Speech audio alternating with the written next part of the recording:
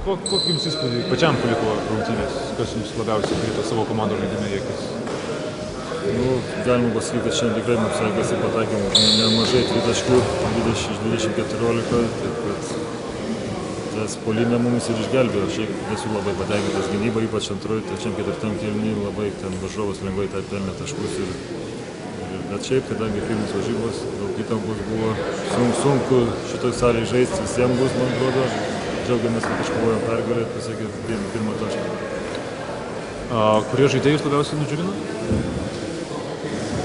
Nežinau, tai visi čia taip gerai, aišku, ir Marius Grigonis, kai lentas varžybos pas mumis demonstruoja aukšto lygio tokio krepšinį, tai džiugina, Artūras Gudaitis gerai kovėsi ir kaip kiti visi, kas išėjo, visi atidavė visas jėgas ir visa komanda laimėjo, tai nėra, kad vienas ar kitas laimė, visa komanda laimė, visi pralošė.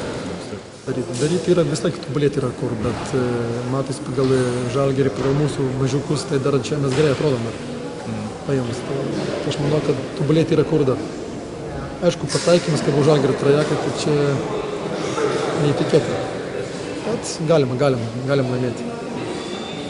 Ar šiandien kažką sužinojot naujo apie savo komandą, kad pastebėjot kažkokių naujų dalykų, kuriuos reikia pirmas tobulinti? rungtynės bent jau kiekvienas treneris pasakys, yra kiekvienam žaidėjui pats žaidęs tiek metų ir yra įtampa, toks, kaip sakyti, jaudulys yra didelis, todėl yra tokia atmosfera.